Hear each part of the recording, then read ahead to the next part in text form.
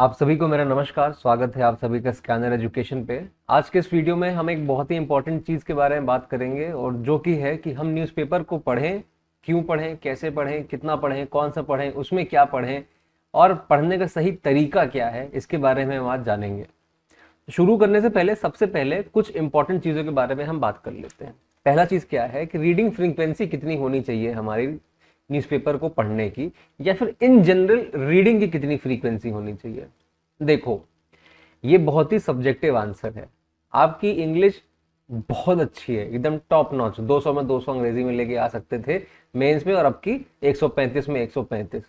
तो मैं कहता हूँ थोड़ा कम पढ़ो, क्योंकि आपको बाकी सब्जेक्ट से मेहनत करना है, बाकी सेक्शन से मेहनत करना है। बट वहीं अगर आप ये कहते हो कि नहीं सर, मुझे इंग्लिश में इंप्रूवमेंट करना बहुत ज़रूरी है, मैथ्स तो इंप्रूव कर ही रहा हूँ, वहाँ तो प्रैक्टिस से इंप्रूवमेंट हो जाता है, कैलकुलेशन और रिविजन के बारे में प्रैक्टिस करके, बट इंग्लिश कहीं ना कहीं अटक जा रही है, जबकि मैं पूरा सिलेबस भी पढ़ लेता हूँ, तब तो आपको मेहनत करना है इंग्लिश में, और रीडिंग करना उसके लिए बहुत ज़रूरी हो जाता है। तो उसके लिए मिनिमम 30 मिनट्स मैं रिकमेंड करता हूँ। मिनिमम मिनिमम समझ रहे हो, कम से कम गिरी से गिरी हालत में 30 मिनट आपको रीडिंग को देना बहुत ज़रूरी है। अब इसको आप जोड़ो घटाओगे, आपको लगेगा कि यार आधे घंटा बहुत ज़्यादा है, बहुत कम है। मेरे हिसाब से नहीं है। 24 घंटे का दिन होता है, 30 मिनट आप उसको कैलकुलेट कर लो। आपका 2% भी नहीं है ये दिन का, तो 2% भी अगर नहीं है, तब फिर तो आप मैनेज कर ही सकते हो मेरे हिसाब से 30 मिनट रीडिंग के लिए। अब दूसरी बात क्या करना है, न्यूज़पेपर सब्सक्रिप्शन ये लें कि ना लें, बहुत जेन्युइन क्वेश्चन है ये। अगर आप तैयारी कर रहे हो यूपीएससी की, अगर आप तैयारी कर रहे हो पीसीएस की, आप तैयारी कर रहे हो सिविल सर्विसेज की इन जनरल, तो न्यूज़पेपर आपका लेना ज़रूरी है। बिल्कुल हाँ, डंके की चोट पे ये बात मैं कहता हूँ, तब तो बिल्कुल ज़रूरी है। बट आप तैयारी किस चीज़ की कर रहे हो? आप तैयारी कर रहे हो वनडे एग्जामिनेशन की। और दूसरा क्या काम कर रहे हो आप यहाँ इंग्लिश इंप्रूव करने की बात कर रहे हो, ना कि न्यूज़पेपर से आप एक होलिस्टिक अप्रोच डेवलप करना चाह रहे हो जनरल स्टडीज़ का। तो न्यूज़पेपर सब्सक्रिप्शन मेरे हिसाब से ज़रूरी नहीं है। क्यों? मान लो आपने एक न्यूज़पेपर एक दिन खरीद लिया, कोई तारीख थी 1 तारीख, आपने उस दिन न्यूज़पेपर खरीद लिया। अब जो मैं कहता हूं आपको उसमें किस तरह से पढ़ना है, कैसे प्रैक्टिस करना है, आपने वो 30 मिनट किया। उस 30 मिनट में क्या तुम पूरा अखबार पढ़ ले जाओगे? बिल्कुल नहीं। 30 मिनट में उस तरह से पूरा न्यूज़पेपर पढ़ने का पॉसिबल है ही नहीं। टाइम लगता है अखबार को पढ़ने में।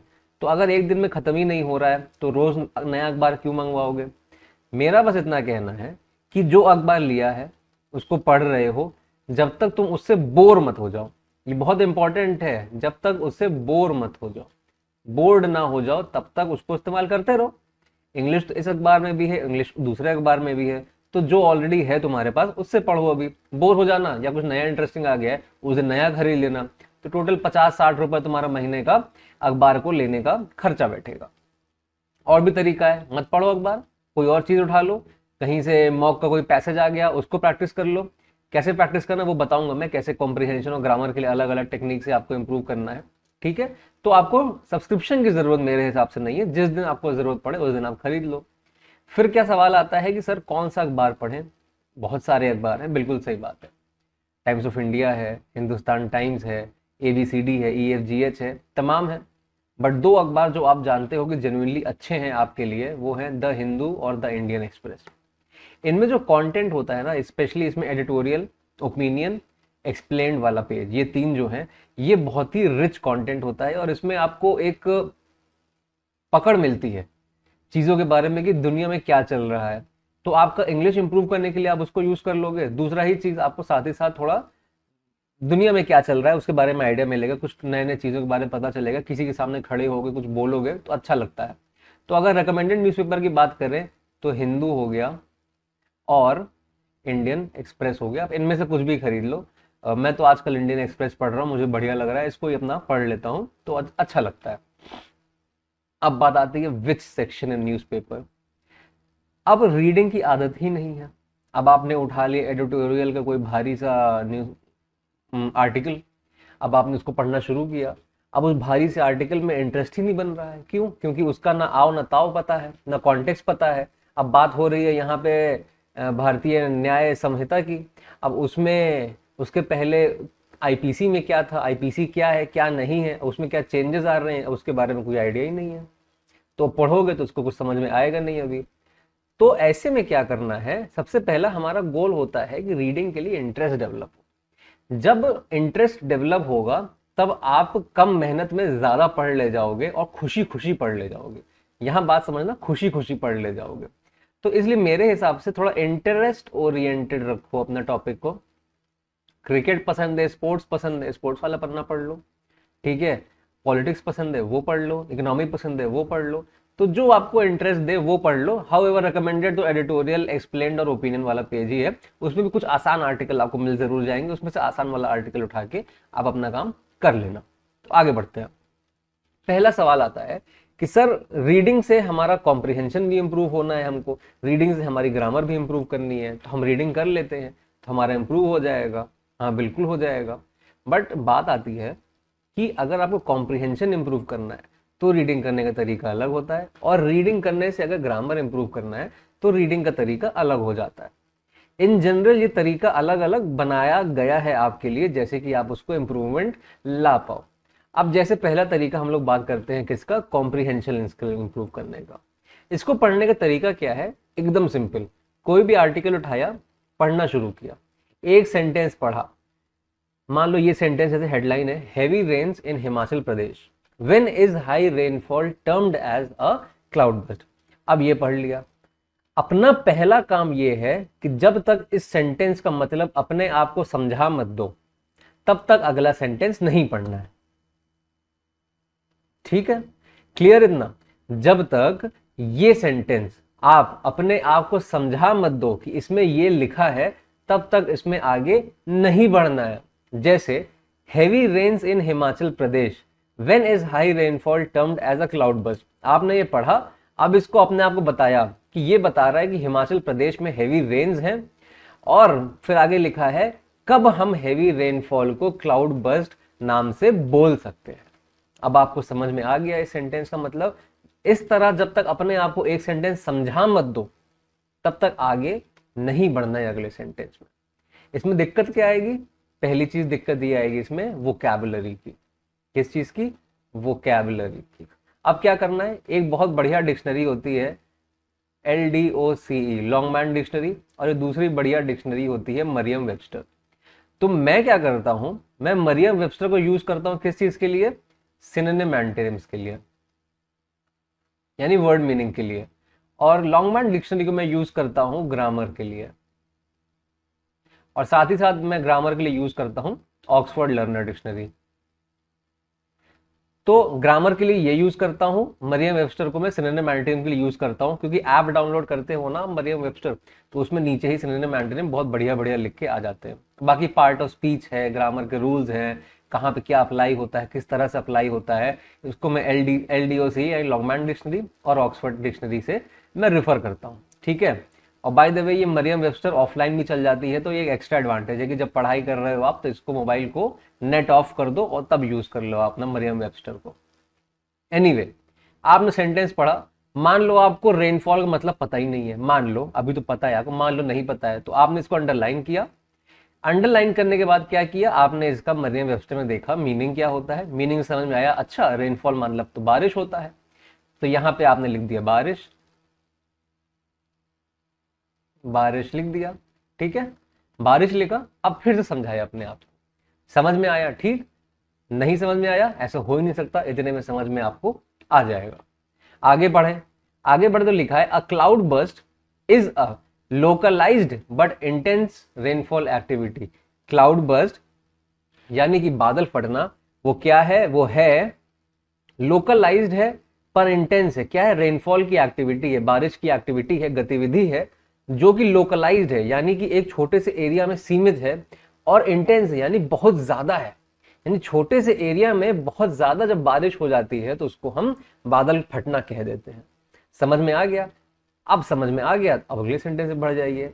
While it can also occur in plains, the phenomena is most common in hilly regions. While जबकि ये कॉमन है, सॉरी जबकि ये आपका प्लेन्स में भी हो सकता है, बट ये जो फिनोमेना है ये सबसे ज्यादा कॉमन है पहाड़ी हिस्सों में। ये समझ में आ गया? फिर ये समझ में आ गया, फिर आगे बढ़ जाइए, आगे बढ़ जाइए। Not all instances of very heavy rainfall are however cloud burst. सारे इंस्टेंसेस हैवी रेनफॉल के बादल फटने की कैटेगरी में नहीं आते हैं।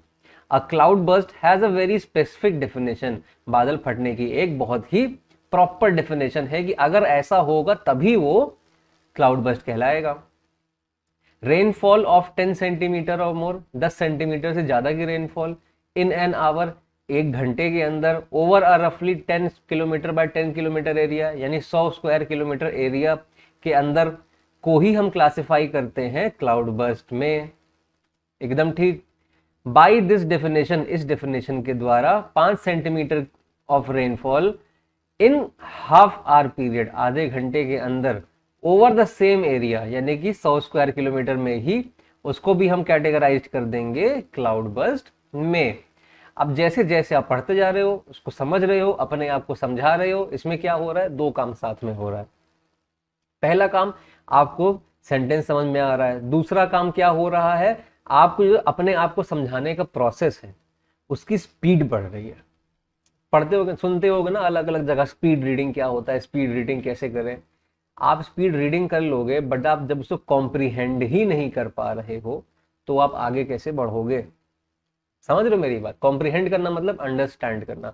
जब आप उसको कॉम्प्रीहेंड या अंडरस्टैंड ही नहीं कर पा रहे हो तो स्पीड रीडिंग करके क्या करोगे। इस प्रोसेस से क्या होगा कि आपको रीडिंग करने की स्पीड बढ़ेगी धीरे धीरे नेचुरली। उसके बाद जितनी भी टेक्निक लगानी है आप लगा लेना, मेरे ख्याल से तो जरूरत भी नहीं पड़ेगी आपके वनडे एग्जामिनेशन के कॉन्टेक्स्ट से। ठीक है, इतना क्लियर है? चलो अच्छा, एक और चीज बता दे रहा हूं, जब कोई वर्ड मीनिंग देखना, ठीक है, कोशिश करना डायरेक्ट मीनिंग से अच्छा आप उसका सिनोनिम पकड़ लो। जैसे मैंने कॉम्प्रीहेंड वर्ड इस्तेमाल किया, कॉम्प्रीहेंड वर्ड का मतलब क्या होता है, किसी चीज को समझना। अब आप इसको वहां पे लिखने की जगह किसी चीज को समझना, वहां पे एरो लगा के लिख दो अंडरस्टैंड। तो आपको अंडरस्टैंड का मतलब पता है पहले से, आप ऐसे ही सिनोनिम ढूंढना जिसका आपको मतलब पता हो। अब आपको अंडरस्टैंड का मतलब पता है, अब आपने वहां लिख दिया। अब आप क्या याद रखोगे कि कॉम्प्रिहेंड का मतलब होता है अंडरस्टैंड करना। आपका सिनोनिम का काम भी हो गया और आप कम चीज से ज्यादा चीज याद रख पाओगे। इसको रिलेट करना कहते हैं, कॉन्टेक्स्ट बिल्ड करना कहते हैं हमारे वोकैबुलरी लर्निंग के बारे में। ठीक है, नेक्स्ट टेक्निक जो आती है वहां पर ग्रामर स्किल की आती है। हमारे सामने जो लिखा हुआ है ये वही घिसी पिटी सी चीज है जो मैं हर वीडियो में आपको बताता रहता हूं। ये हमारा सेंटेंस स्ट्रक्चर है, बट क्या करें, इस सेंटेंस स्ट्रक्चर के बिना हमारे ग्रामर पूरा ही नहीं होगा, तो मैं आपको इसको लेके हर जगह दिखाई दे जाऊंगा। ये क्या रहा है, ये कह रहा है कि सेंटेंस में ये सारी चीजें मिल जाती हैं हमको बेसिक तौर पे, बेसिक तौर पे। इससे भी कुछ एक दो चीजें ज्यादा होती हैं और इसी ढांचे में हमें हमारा पार्ट ऑफ स्पीच भी दिखाई दे जाता है। इसके बारे में मैंने एक वीडियो बना के रखा हुआ है, आप देख लेना डिटेल में। फिलहाल सब्जेक्ट होता है, वर्ब होता है, वर्ब पे डिपेंडेंट या तो ऑब्जेक्ट आएगा या कॉम्प्लीमेंट आएगा या इनमें से कुछ भी नहीं आएगा, और सेंटेंस में इंफॉर्मेशन देने के लिए प्रीपोजिशन और ऑब्जेक्ट आ जाएगा। ठीक है, सब्जेक्ट हमारा नाउन होता है या प्रोनाउन होता है, वर्ब तो वर्ब ही है, ऑब्जेक्ट हमारा नाउन होता है, प्रोनाउन होता है, कॉम्प्लीमेंट हमारा नाउन, प्रोनाउन और एडजेक्टिव तीनों हो सकता है, प्रपोजिशन खुद ही पार्ट ऑफ स्पीच है, ऑब्जेक्ट हमारा यहाँ भी नाउन या प्रोनाउन हो सकता है। वर्ब का जो ऑब्जेक्ट है, प्रपोजिशन का जो ऑब्जेक्ट है, इन दोनों का एक दूसरे से कोई लेना देना नहीं है, ये इंडिपेंडेंट चीजें हैं एक दूसरे से। ठीक है, उसके बाद हमारा पार्ट ऑफ स्पीच में देखो ये 5 हो गई। फिर आता है हमारा एडवर्ब जो मॉडिफाई करता है वर्ब को, एडजेक्टिव को, खुद ब खुद को। फिर आता है हमारा कंजंक्शन जो कोई भी दो चीज को जोड़ सकता है। फिर आता है हमारा इंटरजेक्शन जो इमोशन ऐड करने का काम करता है और वो ग्रामेटिकली इंडिपेंडेंट होता है, उसका ग्रामर से उतना लेना देना नहीं होता है। अब देखो, कॉम्प्रिहेंशन स्किल के लिए आपने रीडिंग कर लिया, मान लो आपने 15 मिनट निकाला, आप उसमें 5 सेंटेंस पढ़ पाए, 10 सेंटेंस पढ़ पाए, वो टोटली अप टू यू। हो सकता है आप एक ही सेंटेंस पढ़ पाए, बहुत डिफिकल्ट सेंटेंस आ गया, उस बेसिस पे जज मत करना, टाइमर लगाना, 15 मिनट रीड कर लेना। अब अगला जो 15 मिनट है, यानी कि 30 मिनट अगर दे रहे हो तो अगला जो 15 मिनट है, अब आप ग्रामर स्किल डेवलप करोगे उसी रीडिंग से। ये कैसे होगा, अब जितना आपने पढ़ा उसका मतलब तो आ चुका है, मतलब से कोई लेना देना है, अब उस मतलब से कोई लेना देना नहीं है क्योंकि आप समझ चुके हो उसको। अब दूसरा काम ये करना है, जो अभी हमने आपको सेंटेंस स्ट्रक्चर बताया है, जो सेंटेंस का ढांचा अभी आपको बताया है, अब आपको वही चीज यहां करना है। क्या करना है, इसको पार्स करना कहते हैं। थोड़ा फैंसी वर्ड हो गया पार्स करना, बट क्या करें, ऐसे ही हमने पढ़ा है, ऐसे ही हम आपको पढ़ा रहे हैं, आप इसको पढ़ लो। पार्ट ऑफ स्पीच में तोड़ने को पार्स करना कहते हैं। तोड़ते हैं, किस किस में तोड़ेंगे, सब्जेक्ट ढूंढेंगे, वर्ब ढूंढेंगे, ऑब्जेक्ट ढूंढेंगे, कॉम्प्लीमेंट ढूंढेंगे, प्रपोजिशन और उसका ऑब्जेक्ट ढूंढेंगे, और इससे ज्यादा जो चीजें मिलेंगी वो भी ढूंढ लेंगे। अब क्या कह रहा है, a cloud burst is a localised but intense rainfall activity. जिसके बारे में बात होती है उसको सब्जेक्ट कह देते हैं, अ क्लाउड बर्स्ट, ये हमारा सब्जेक्ट हो गया। सब्जेक्ट नाउन जब प्रोनाउन होता है तो यहाँ हमारा नाउन हो गया। ये आर्टिकल है जो मॉडिफाई कर रहा है नाउन को। क्लाउड बर्स्ट इज, ये इज है, अकेले आया है, ये वर्ब है, बी की फॉर्म जब मेन वर्ब का काम कर देती है तो लिंकिंग वर्ब है। Is a localised but intense rainfall activity, cloud burst is rainfall activity, ये हमारा कॉम्प्लीमेंट हो गया। लिंकिंग वर्ब कॉम्प्लीमेंट लेके आता है। अब ये जो कॉम्प्लीमेंट है ये नाउन है, रेनफॉल एक्टिविटी, ये कंपाउंड नाउन भी कहला सकता है क्योंकि दो वर्ड से मिलके एक ही, दो नाउन से मिलके एक ही नाउन का काम कर रहा है। अब ये कैसा है रेनफॉल एक्टिविटी, लोकलाइज्ड है पर इंटेंस है, कम जगह पे है लेकिन ज्यादा है। तो ये किसको मॉडिफाई कर रहा है, रेनफॉल एक्टिविटी को। तो ये हमारा एडजेक्टिव, ये हमारा एडजेक्टिव, ये आर्टिकल मॉडिफाई कर रहा है किसको, रेनफॉल एक्टिविटी को, एक रेनफॉल एक्टिविटी। बट क्या काम कर रहा है, ये दो एडजेक्टिव को जोड़ने का काम कर रहा है कंजंक्शन, कि लोकलाइज्ड है पर इंटेंस है, कम जगह पे है पर ज्यादा है। तो कंजंक्शन मैंने क्या कहा, कोई भी दो चीज को जो जोड़ दे उसको हम क्या कह देते हैं, उसको हम कह देते हैं कंजंक्शन। तो यहाँ पे एडजेक्टिव को जोड़ने का काम कर रहा है। इसमें मीनिंग आपको पहले से पता आ गया था, अब आपने इसको तोड़ लिया तो आपको स्ट्रक्चर समझ में आ गया, तो आपको ग्रामर इंप्रूवमेंट फील होगा। वाइल क्या काम कर रहा है देख लेंगे। It can also occur, it subject, can model है यानी हेल्पिंग वर्ब, ऑल्सो अकर मेन वर्ब। ऑल्सो हो गया फिर आपका एडवर्ब जो मॉडिफाई कर रहा है अकर, यानी कि ये प्लेन्स में भी हो सकती है। कहां पे, इन प्लेन्स, प्रपोजिशन और उसका object. While it can also अकर, कहां, इन प्लेन्स, इंफॉर्मेशन ऐड करी प्रपोजिशन और ऑब्जेक्ट से। The phenomena is most common in hilly region, the phenomena फिर सब्जेक्ट आया, इज कॉमन, इज आ गया आपका फिर लिंकिंग वर्ब, बी की फॉर्म आ गई, फिर कॉमन, फिर ये आ गया आपका कॉम्प्लीमेंट, और कॉमन यहाँ पे एक एडजेक्टिव है। कहाँ कॉमन है, इन हिली रीजन्स, प्रेपोजिशन और उसका ऑब्जेक्ट, और द आपका आर्टिकल है जो आपको फिनोमेना के बारे में बता रहा है। अब ये वाइल क्या कर रहा है, देखो एक सब्जेक्ट और एक वर्ब यहां मिल गया, यानी एक सब्जेक्ट वर्ब का पेयर हुआ, क्या कहलाता है वो, क्लॉज। फिर दूसरा सब्जेक्ट और वर्ब का पेयर मिल गया तो क्या कहलाया, फिर दूसरा सब्जेक्ट का वर्ब का पेयर, वो भी एक क्लॉज कहलाया। तो दो क्लॉज हो गए, दो क्लॉज को जोड़ने का काम क्या कर रहा है, कंजंक्शन। समझ रहे हो आप कैसे क्या चीजें दिखाई दे रही हैं आपको सेंटेंस में, एक बार पार्स करने लगते हो। एक क्वेश्चन आपके पास जरूर आएगा, सर यहाँ तो अलग अलग वर्ड लिखे हुए हैं, आपको आता है इसलिए आप पार्ट ऑफ स्पीच लिख दे जा रहे हो, हम क्या करें सर, हमें तो पार्ट ऑफ स्पीच पता ही नहीं है पहले से किसी वर्ड की, हमारी तो अभी उतनी प्रैक्टिस है नहीं। बहुत जेन्युइन सी बात है, मेरा भी एक समय ऐसे ही हाल हुआ करता था, तभी तो मैं उसको पढ़ पढ़ के इम्प्रूव किया। तो मैंने आपको क्या बताया, डिक्शनरी का नाम बताया ना, LDOCE, या फिर ऑक्सफोर्ड लर्नर डिक्शनरी ओल्ड। तो इन दोनों में आप उस वर्ड को डाल दो, वहां पे आपको उसकी जो जो एग्जिस्टिंग पार्ट ऑफ स्पीच है और उसके यूजेस लिख के आ जाएंगे। उसके भरोसे आप यहाँ पे आओ और देखो कि यहाँ पे वो कौन सी पार्ट ऑफ स्पीच हो सकती है। सर ये तो बहुत लंबा समय ले लेगा, बहुत टाइम टेकिंग काम है, तो तभी तो मैंने यहाँ पे केवल 4 सेंटेंसेस लिख के रखे हैं कि 15 मिनट में ये 4 सेंटेंसेस भी कर ले जाओ तो भी आपके लिए बहुत है और मोर देन इनफ है। ये नहीं कि 4 सेंटेंसेस कर लिया तो सर बहुत कम मैंने किया है, नहीं, ऐसा बिल्कुल भी नहीं है। मेन है कि आपने कितना समय दिया है। आप उस समय में एक भी चीज अगर नई सीख रहे हो और एवरी डे आप एक एक नया चीज सीख रहे हो, तो 100 दिन भी अगर एग्जाम को है तो 100 नई चीज सीख रहे हो। 100 तो इंपॉर्टेंट केवल रूल्स ही है आपके ग्रामर में, ठीक है। तो इस तरह से आप इसको इम्प्रूव कर सकते हो। दूसरा काम आप ये कर सकते हो, इसको आप पार्स करो, इसमें से कोई एक सेंटेंस उठा लो, उसको आप अलग अलग पार्ट ऑफ स्पीच में लिख के कमेंट में मुझे लिख के बताओ, तो मैं देख के बताऊं कि सही लिखा है कि नहीं लिखा है। इसको आप 10 दिन करो, 10 दिन, और अगर इंप्रूवमेंट ना फील हो तो बताओ, और अगर इंप्रूवमेंट फील हो जाए तब तो जरूर से बताओ, ये मेरी गारंटी है। ये श्योर शॉर्ट तरीका है आपको ग्रामर भी इंप्रूव करने का और कॉम्प्रिहेंशन भी इंप्रूव करने का, बट आप इसको समय से करो।